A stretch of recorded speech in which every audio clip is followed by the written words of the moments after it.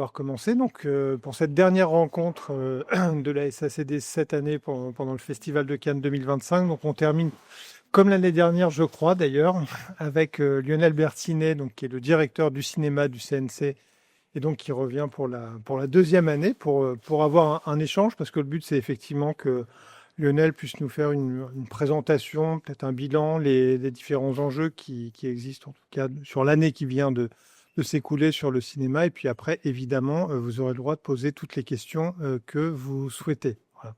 Donc Lionel, sans tarder, je te cède la parole.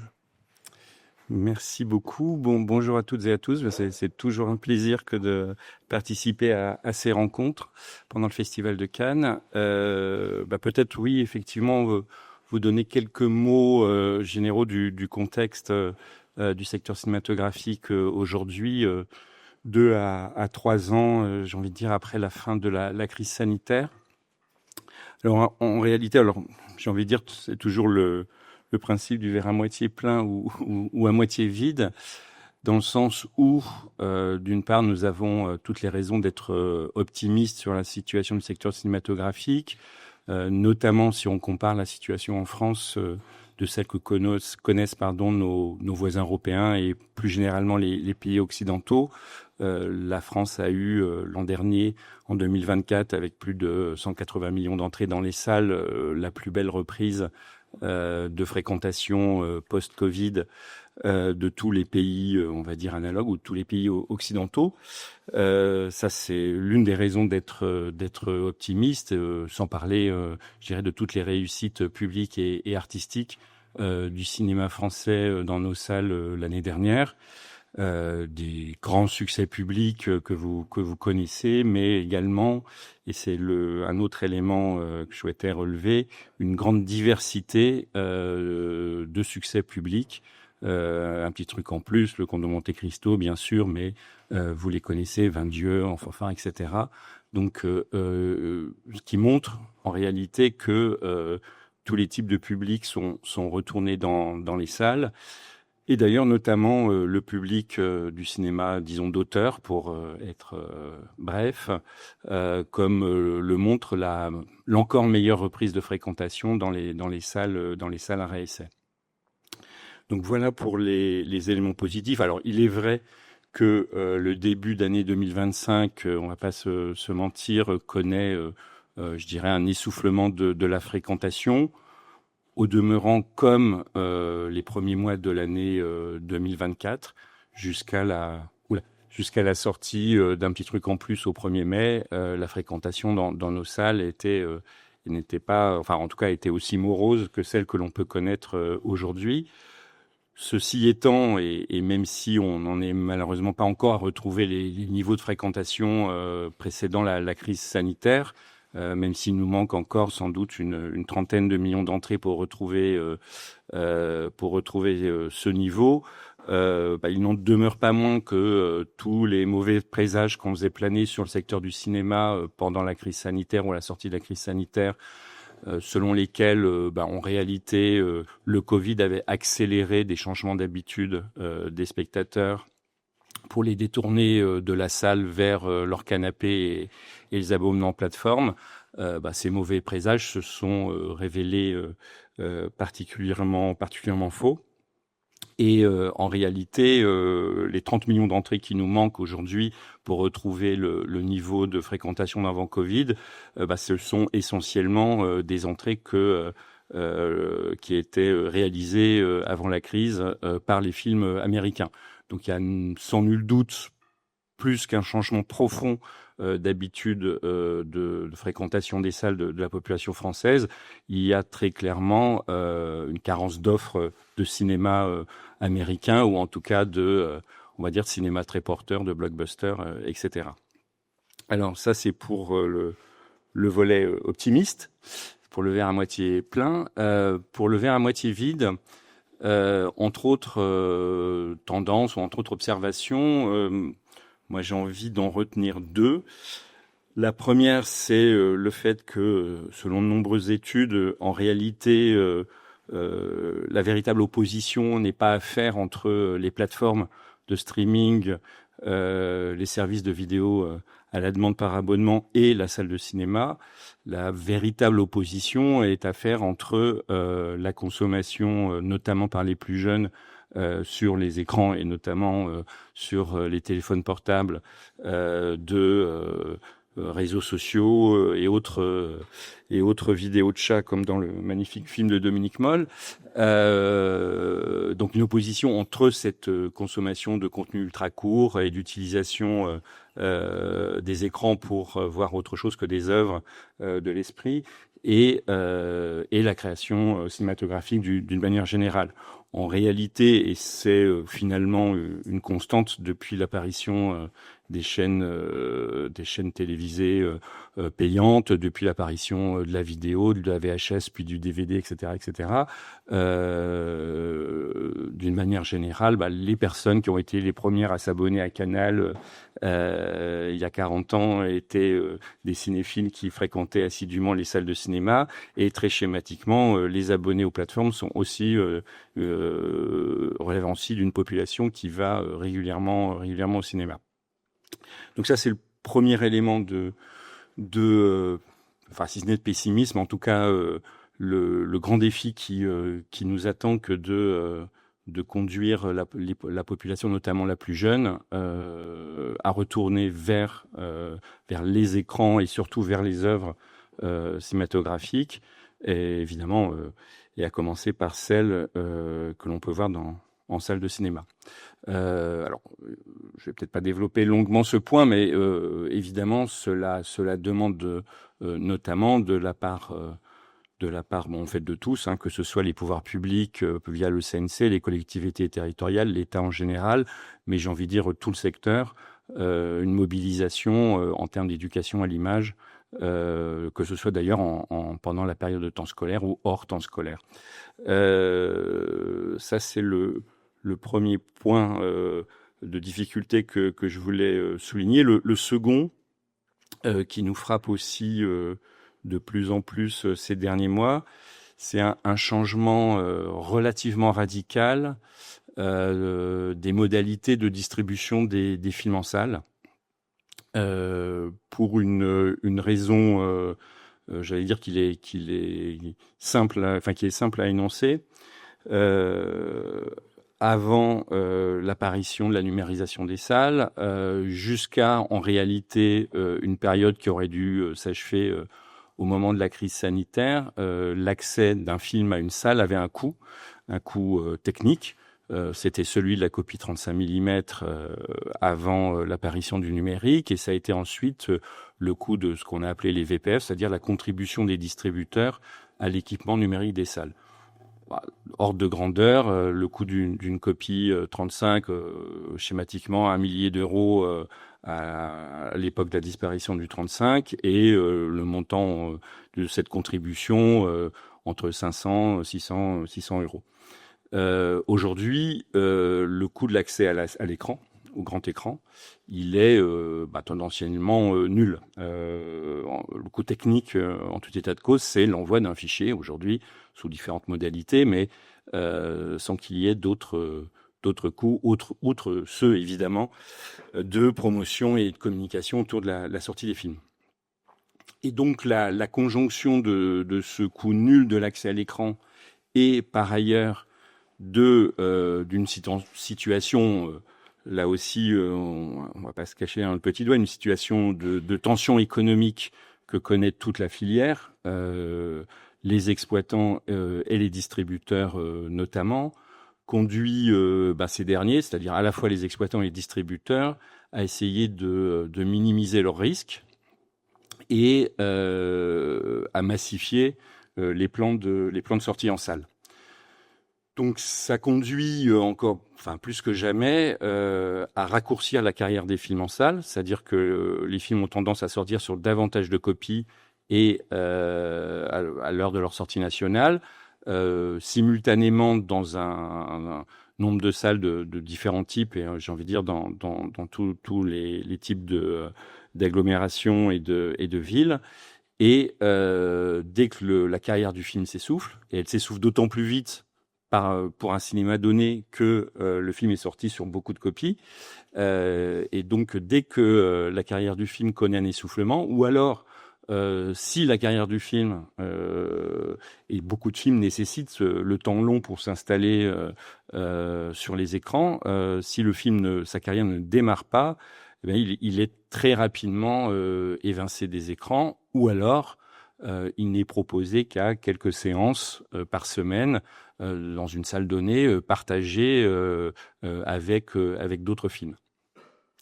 Alors, ce qui est frappant, c'est que cette situation, en réalité, tous les types d'exploitants, qu'il s'agisse de petites salles indépendantes, de salles à essai généralistes, de grands complexes, qu'il s'agisse des grands circuits d'exploitation nationaux, tous les exploitants constatent cette situation, tous la regrettent.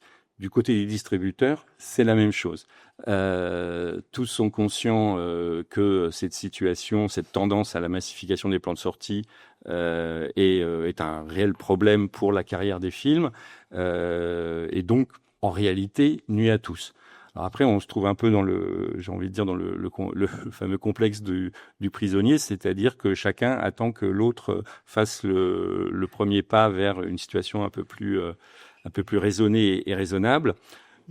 Et donc, pardon, je t'interromps juste très rapidement. Et donc, c'est l'objet de l'instance de dialogue entre exploitants et distributeurs qu'a annoncé Gaëtan Bruel, qui aura aussi vocation à permettre, en tout cas, d'essayer de trouver des solutions collectives. Tout à fait. En réalité, sans d'ailleurs qu'on ait totalement anticipé la situation que je viens de vous décrire, on a eu la chance d'avoir lancé il y a à peu près 2 ans une réflexion qui avait été confiée à Bruno Lasserre sur les modalités de régulation de la diffusion en salle, qui revêtent de multiples aspects, qui vont de nos dispositifs d'aide aux salles à essai, en passant par le dispositif qu'on appelle les engagements de programmation, c'est-à-dire les engagements que les grands circuits d'exploitation ou les cinémas ayant une taille importante sur le marché doivent prendre pour assurer la diversité de l'offre. Donc cette réflexion, notre chance, c'est que elle a abouti ces derniers mois avec un certain nombre d'ailleurs de mesures qui ont déjà été prises, comme une réforme en profondeur du classement à essai. Et dans cette ligne, on poursuit aujourd'hui nos réflexions et notre action avec, effectivement, comme tu viens de l'évoquer, notamment la mise en place d'un comité de concertation entre exploitants et distributeurs qui a connu sa première réunion juste avant le début du Festival de Cannes et qui va poursuivre ses travaux dans l'objectif, en réalité, de définir de bonnes pratiques ou de meilleures pratiques de diffusion des films en salle pour essayer de retrouver cet équilibre dans l'exploitation des films qu'on connaissait avant la crise sanitaire.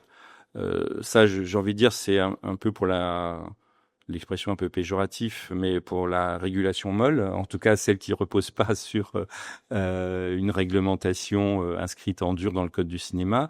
Pour ce qui est d'une réglementation plus contraignante, dans le même temps, on va mettre en place une nouvelle génération d'engagements de programmation, justement, des exploitants, engagements de programmation au titre desquels les exploitants doivent notamment s'engager à limiter ce qu'on appelle la multidiffusion, c'est-à-dire le fait de passer le même film porteur, le même blockbuster sur X écrans d'un multiplex en même temps, et également tout un volet d'engagement à exploiter les films sur un nombre de séances minimum, sur au minimum 2 à 4 semaines. Donc les outils et le dialogue, enfin les outils se mettent en place, le dialogue se remet également en place entre exploitants et distributeurs. Et il y a évidemment dans ce cas le rôle éminent que peut jouer la médiatrice du cinéma. Donc voilà, on a une palette d'outils à notre main qu'on n'a pas inventé, qu'il faut simplement utiliser à l'aune de la situation actuelle pour essayer de la résoudre au mieux. On n'exclut pas, par ailleurs, si tous ces outils actuels et si le dialogue ne suffisent pas, à imaginer, je dirais, des contraintes réglementaires un peu plus fortes, parce qu'il est vrai que cette situation est préoccupante. Je le disais, elle est préoccupante pour tous les films, parce que même les films qui ont du succès, je pense qu'ils en auraient un plus important s'ils restaient plus longtemps sur les écrans, pour le dire très simplement. Mais la situation, elle nuit d'autant plus aux films les plus fragiles et je pense notamment aux films recherche et découverte qui aujourd'hui ont de grandes difficultés à tout simplement trouver des écrans pour être projetés et vus par le public. Alors moi, je voulais aussi te poser quelques questions et merci pour avoir fait cette description globale, mais poser des questions aussi un petit peu plus précises sur justement la politique que le CNC met en place. Alors en cinéma, tu as parlé des grandes lignes et notamment de la manière dont les films sont diffusés, des relations entre les exploitants et les distributeurs, mais aussi pour aller sur l'aspect plus finalement aide à la création, aide à l'écriture et aide aux auteurs. Et en te posant deux questions, et puis après, effectivement, tu pourras aussi compléter. Première question sur ce qui s'appelle les aides en amont. Donc, c'est tout ce qui est aide à l'écriture, aide au développement. Donc, c'est les aides qui sont en amont de la phase de la phase de production. En audiovisuel, l'année dernière, je crois, enfin, en tout cas, en audiovisuel, au CNC, il y a eu une réforme globale et d'ampleur de l'ensemble de ces aides. Pour nos premières questions, est-ce que au sein du CNC, sur l'aspect du cinéma, il y a aussi des réflexions en cours sur ces dispositifs, aussi bien sur leur montant global que sur leur modalité.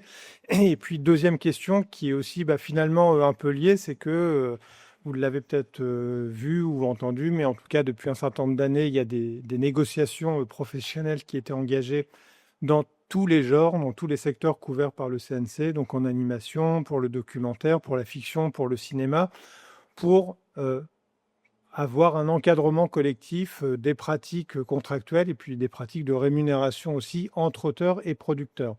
Il y a eu des accords qui ont été conclus dans tous les genres, en documentaire, en animation, en fiction. Aujourd'hui, c'est vrai que le cinéma fait figure d'exception parce que je pense que ces discussions ont dû commencer il y a 4 ou 5 ans. Qu'elles sont en fait enlisées maintenant depuis un certain temps. Donc, je voulais te poser la question de savoir si vous êtes là, vous voyez le verre plutôt à moitié plein ou à moitié vide sur l'issue finalement de ce cycle de concertation. Voilà. Alors, je vais peut-être commencer par la seconde question. Bien, effectivement, cela fait de nombreuses années et Guillaume le sait très bien pour y participer extrêmement activement, que des négociations sont en cours entre les différentes instances de représentation des auteurs et les différents syndicats de producteurs pour conclure un accord, non seulement sur la rémunération minimale du travail des auteurs et des réalisateurs écrivants, mais également pour donner un cadre commun mieux défini sur disons-le, pour la valorisation du travail, la reconnaissance du travail des scénaristes. Alors, ce deuxième volet, j'ai envie de dire, sur le cadre général de valorisation et d'identification du travail des scénaristes, là, il me semble que ce volet-là de l'accord, lui, fait consensus. Donc, ça va de la mention des scénaristes au générique, à l'existence d'une fiche de généalogie qui permet de bien retracer le travail de chacun, qui peut être très long entre la première idée qui germe dans l'esprit d'un scénariste et le scénario final et a fortiori sa représentation à l'écran. Donc, tous ces éléments généraux, eux, font l'objet d'un consensus. Là où très clairement la négociation se heurte à une difficulté pour aboutir à la signature de cet accord, c'est tout simplement sur le niveau et les modalités de rémunération.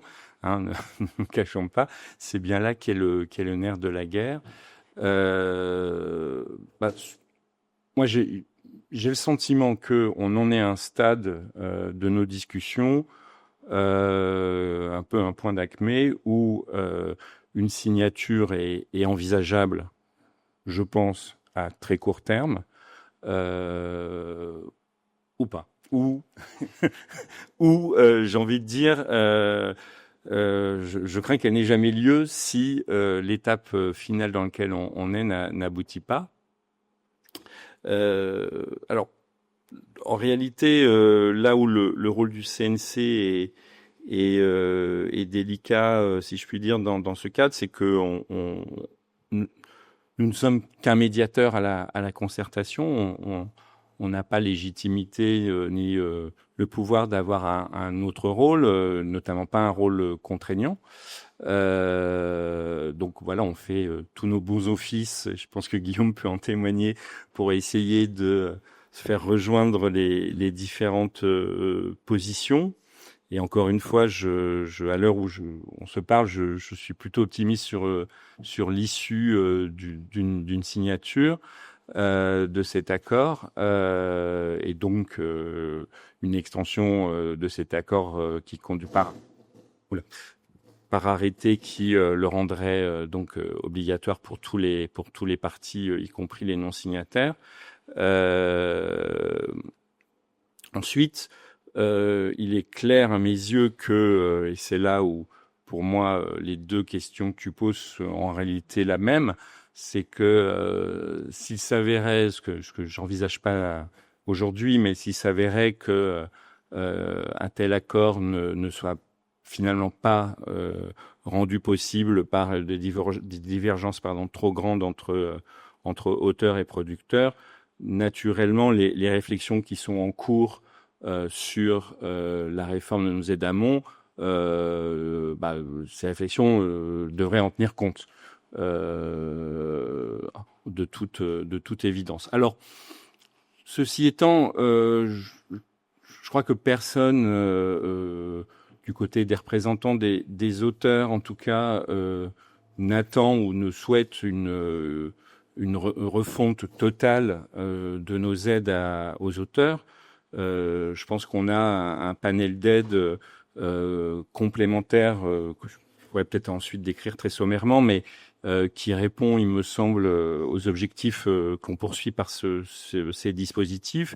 En revanche, c'est vrai que là aussi, le diable se cache dans les détails et que ici ou là, comme d'ailleurs on a pu commencer à le faire pour ce qui concerne le cinéma d'animation, ici ou là, il y a des améliorations à apporter, voire des soutiens à renforcer, tout simplement en dotation budgétaire qui leur sont accordées, mais sans doute pas, repartir d'une page blanche, faire table rase de ces dispositifs, mais en mener une amélioration sous leurs différents aspects.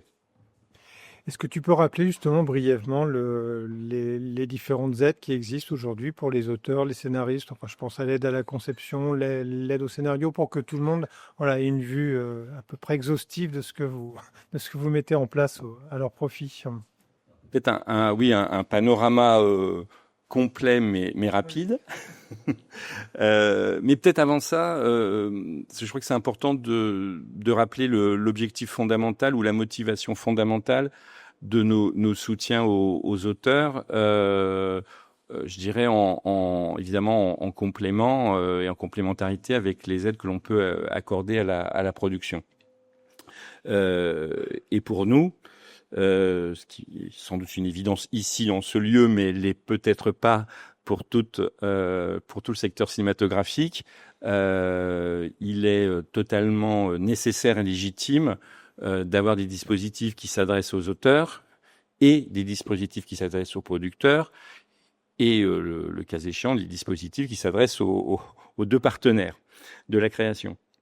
Alors pour ce qui est du soutien aux auteurs, la motivation vraiment première de ces différents dispositifs, c'est pour nous d'accompagner la prise de risque des auteurs. C'est vrai qu'on parle beaucoup de prise de risque des producteurs, on parle de prise de risque des distributeurs, mais à nos yeux, il y a également une prise de risque des auteurs, au sens où y répondre consiste à sécuriser leur rémunération pendant le temps d'écriture, dans un but, c'est de leur permettre de travailler en toute liberté sur des, en l'occurrence, sur des scénarios ambitieux. Donc la réponse à la prise de risque, je dirais la prise de risque du métier d'auteur, si je puis dire, du métier de scénariste, elle est là. elle est dans cette recherche d'une liberté de création artistique. Alors, pour ce faire, et vu, je dirais, la vie d'un scénario, nos dispositifs d'aide, ils s'efforcent de se placer aux différentes étapes clés de la vie d'un scénario. Tout en amont, tu l'as cité, il y a un dispositif qu'on appelle l'aide à la conception, auquel sont éligibles les auteurs qui ont sorti un long métrage en salle au cours de l'année précédente, court métrage qui répond à un certain nombre de critères, mais notamment à des budgets, on va dire, modérés. Et cette aide à la conception, donc qui a un montant individuel pour les auteurs qui l'obtiennent de 10 000 euros, elle est accordée sur la base d'un projet de scénario et aboutit donc à l'élaboration d'un traitement ou d'un synopsis. Donc là, on est vraiment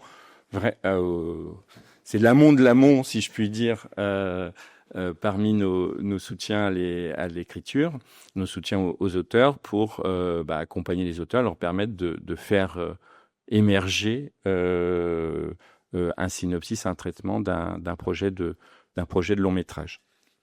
Il y a également, dans une idée ou un objectif assez proche, mais qui n'est pas géré par ma direction, qui est la direction du cinéma, mais la direction des politiques territoriales, le dispositif dit d'aide au parcours d'auteur, qui lui se situe, entend répondre à des moments clés dans la vie d'un auteur.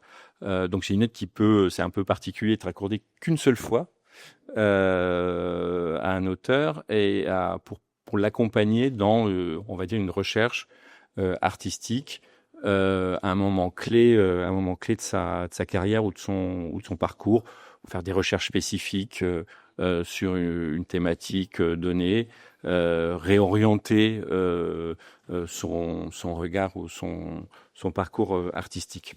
Ensuite, on rentre dans le dur de nos aides à l'écriture, c'est le soutien au scénario, qui peut accompagner les auteurs à deux étapes clés, soit au moment de l'écriture du scénario à proprement parler. Donc là, pour y postuler, il faut que l'auteur transmette au CNC un synopsis détaillé, et l'objectif, c'est d'aboutir, grâce à l'aide, à un scénario complet. Et il y a le dispositif d'aide à la réécriture, qui, lui, comme son nom l'indique, est là pour aider un auteur à réécrire un scénario. Donc, la commission qui est en charge de ce dispositif étudie les scénarios qui nous sont proposés et l'intention des auteurs ou les directions de réécriture que ces auteurs entendent donner à ce scénario. Parmi les points communs, en tout cas à ces deux volets du soutien au scénario, il y a à la fois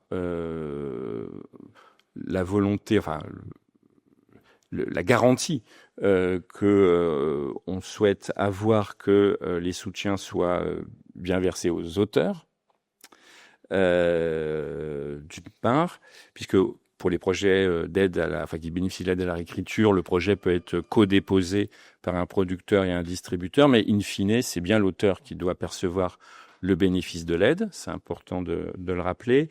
Et d'autre part, le fonctionnement de ces dispositifs favorise le travail, en tout cas permet le travail d'écriture collectif.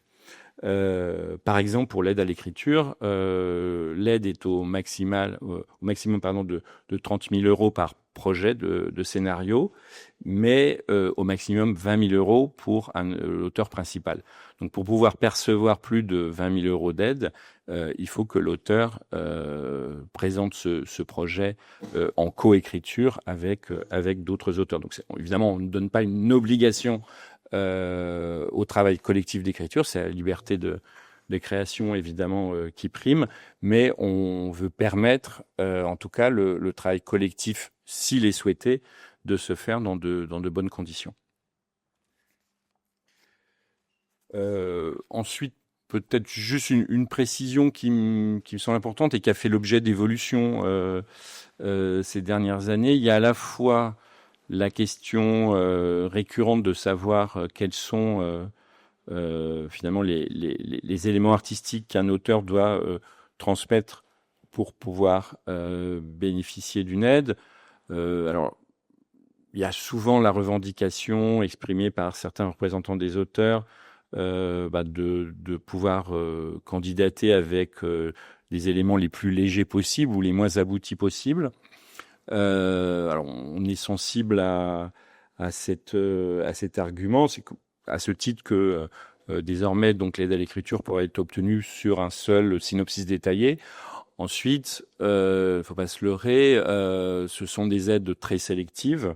Il y a à peu près seulement un projet sur 10 qui est retenu.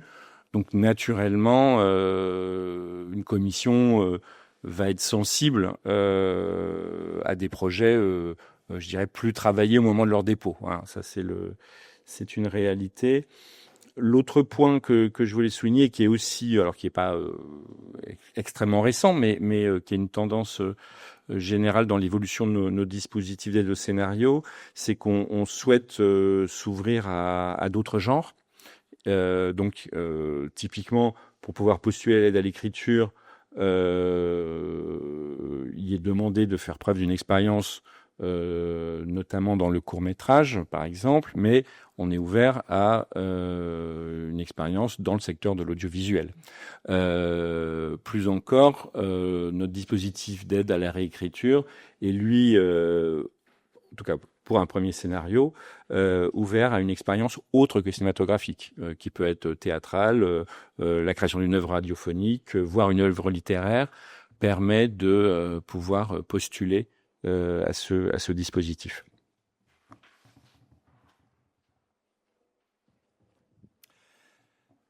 Je vais te poser une dernière question et puis après je laisserai volontiers la parole à celui ou celle qui souhaite poser une question, plus pour rebondir sur un point d'actualité, parce que le CNC a une activité très intense au moment du festival, et puis avec beaucoup de publications et d'études. Et hier notamment, vous avez sorti une étude, la deuxième édition de l'Observatoire que le CNC avait mis en place sur l'utilisation de l'intelligence artificielle par les professionnels, et notamment dans le cinéma, avec un certain nombre de constats qui sont intéressants, parce qu'on voit un développement, une progression assez rapide finalement de l'utilisation des services d'IA par l'ensemble des professionnels. Après, ce qui est intéressant, c'est de voir que ceux qui sont le plus satisfaits sont les producteurs, dont les attentes sont notamment des attentes en termes de rentabilité, que le point de vue des auteurs est évidemment plus critique. Alors critique aussi sur les résultats finalement, est-ce que produit l'intelligence artificielle, avec des critiques qui sont faites sur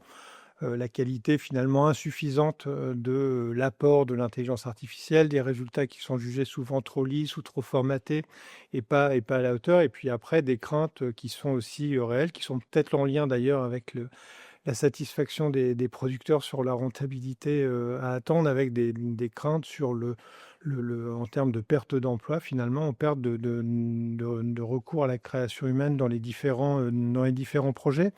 Euh, donc, il y a cette phase d'observation qui est faite par le CNC. Toi, au niveau de ta direction, comment tu envisages justement ce sujet de l'intelligence artificielle? Alors, en fait, en réalité, au-delà évidemment des travaux et réflexions qui sont menés au plus haut niveau sur l'encadrement de l'intelligence artificielle et évidemment dans l'objectif de protéger le droit d'auteur, très pragmatiquement, l'action du CNC en la matière, finalement, elle se décline selon, à mes yeux, 3 axes principaux. C'est ce que tu as évoqué, c'est-à-dire informer. On est face effectivement à une technologie et un usage de la technologie tellement évolutif qu'il nous semble nécessaire que tout à chacun, et tout à chacun, c'est à la fois le CNC, ses agents dans l'exercice de leur métier, mais également toute la profession, puissent avoir accès à une information sur les évolutions et les usages de l'intelligence artificielle et leur impact effectivement sur les différents métiers. Donc c'est exactement précisément ce que tu as évoqué. Donc on publie désormais régulièrement un baromètre des usages avec le cas échéant à l'avenir des focus sur différents métiers de la filière qui connaissent, je dirais, des impacts plus ou moins importants sur l'évolution des métiers et un usage de l'IA plus ou moins étendu. Le deuxième volet, et qui là concerne effectivement dans un avenir extrêmement proche davantage ma direction et notamment nos dispositifs de soutien à la création, c'est l'idée d'encadrer les soutiens que l'on peut accorder aux projets qui recourraient à l'intelligence artificielle.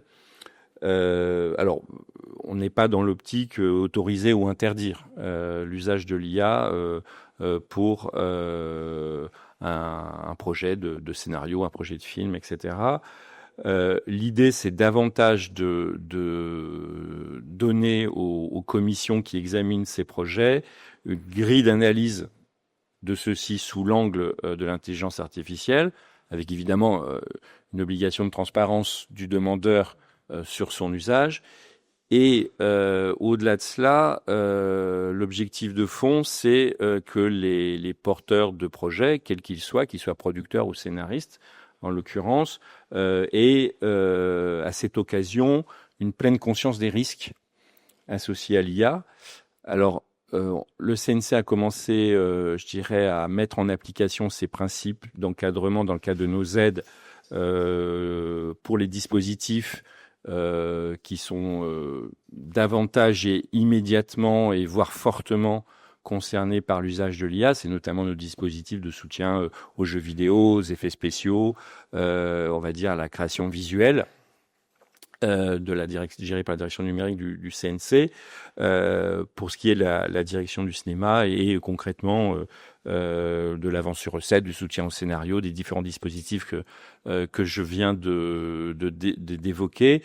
On va là dans les semaines à venir, et je dis bien les semaines, pas les mois, dans les semaines à venir, on va mener une réflexion spécifique commission par commission avec à minima les présidents et peut-être la totalité des membres des commissions pour voir comment on décline cette grille d'analyse qui a été établie par la direction du numérique pour les dossiers qui relèvent spécifiquement de la création cinématographique, mais sans perdre de vue, encore une fois, l'objectif initial, c'est que en déposant sa demande de soutien, que le producteur et ou l'auteur répondent et nous donnent les éléments nous permettant à la commission à la fois évidemment de prendre connaissance de la réalité de l'usage de l'IA pour le projet en question et aussi de la prise de conscience des risques qui sont associés à cet usage par les porteurs du projet. Alors risques en termes juridiques, en termes de droit d'auteur, en termes de protection des données, etc., etc. Donc voilà très concrètement comment ça va se décliner. J'ajoute un troisième volet qui vient d'être annoncé ici à Cannes. Donc on va lancer là dans l'idée de former à l'usage de l'IA. On va lancer donc un appel à projet pour permettre à des résidences d'auteurs d'accueillir des scénaristes, des auteurs, avec l'objectif de leur permettre au cours de cette résidence de se former ou en tout cas d'avoir une expérimentation peut-être dans l'usage de l'IA. Donc c'est vraiment ces trois mots-clés: informer, encadrer et j'ai envie de dire former à l'usage de l'IA.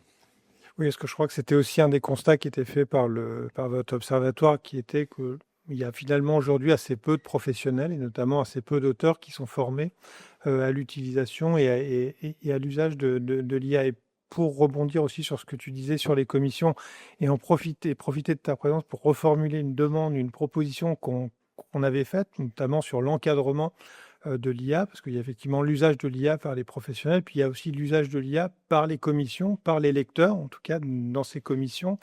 Et on avait notamment formulé une proposition qui était que sous une forme de charte déontologique ou autre chose, il puisse aussi y avoir de la part des lecteurs une prise de conscience et aussi un engagement à ce que quand un auteur dépose un projet, s'il n'a pas forcément envie que son projet et que le retour qui lui soit fait soit simplement le résultat d'un travail d'analyse d'une IA, c'est aussi important qu'il y ait aussi un regard humain qui soit posé sur son projet, et puis que d'autre part, il n'a jamais donné l'autorisation pour que son œuvre ou son projet serve finalement à entraîner un service d'IA. Donc c'était plutôt sous un angle de déontologie pour donner aussi un bon exemple, parce qu'on voit aussi beaucoup de pratiques qui sont en train de se développer et qui ne sont pas du tout respectueuses du travail de l'auteur et respectueuses de ses droits non plus.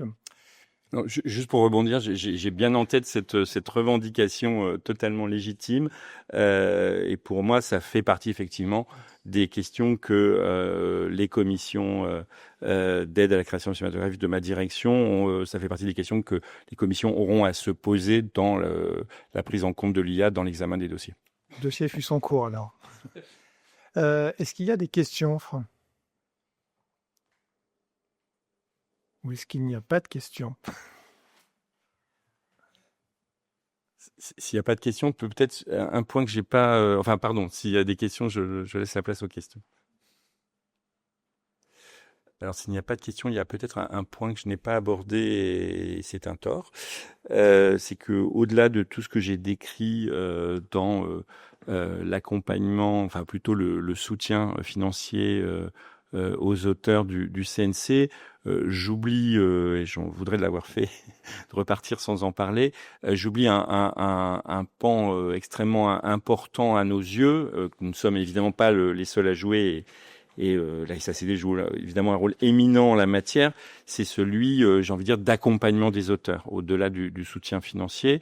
Donc, à ce titre, et pour n'évoquer que 2 points, il y a un bureau des auteurs au CNC, donc qui est vraiment, j'ai envie de dire, le lieu d'accueil des auteurs, notamment débutants, pour les aider à se repérer, je dirais, en tout cas, j'ose pas dire labyrinthe, mais en tout cas dans la multiplicité des dispositifs de soutien à la création et aux auteurs, pas seulement du CNC au demeurant. J'y mets par exemple également le sujet des résidences d'auteurs qui sont extrêmement nombreuses.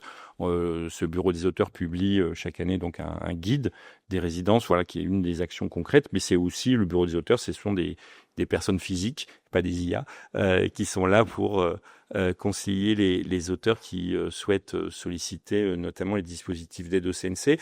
Ça, c'est un volet général. L'autre point sur cet accompagnement des auteurs, c'est aussi notre volonté d'avoir,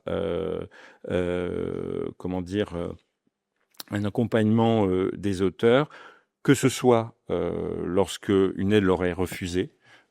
C'est important d'expliquer quelles ont été les motivations de ce refus par les membres de la commission. Donc ça, c'est en tout cas un travail qu'on souhaite continuer à mener avec persévérance, parce que c'est important également d'expliquer pourquoi une aide n'a pas été accordée, et dans le cas où l'aide est accordée, que ce soit au soutien au scénario, à l'écriture ou à la réécriture, on met en place un système de parrainage-marrainage par l'un ou l'une des membres de la commission, là aussi pour accompagner, c'est un accompagnement un peu informel mais réel, les auteurs qui bénéficient d'une aide et qui, entre le moment où ils perçoivent cette aide sur la base, je sais pas, d'un synopsis détaillé, jusqu'à aboutir au scénario, peuvent avoir des points de rendez-vous et de rencontres et de dialogue avec un membre de cette commission qui, bon, voilà, le plus souvent est un scénariste, un auteur confirmé.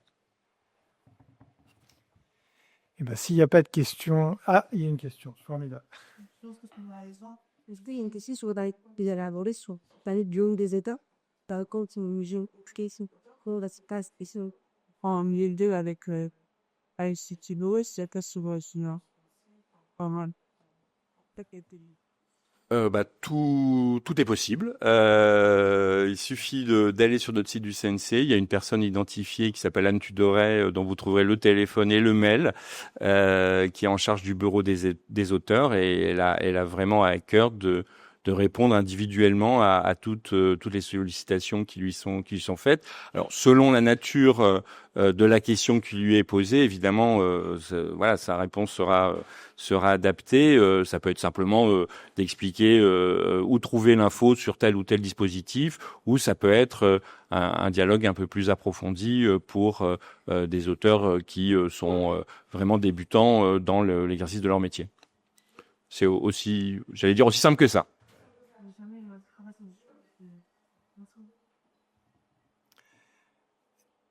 Eh ben, on va clôturer cette rencontre sur cette disponibilité du CNC à l'égard des auteurs. Donc, on termine sur une note très, très positive et un verre complètement plein.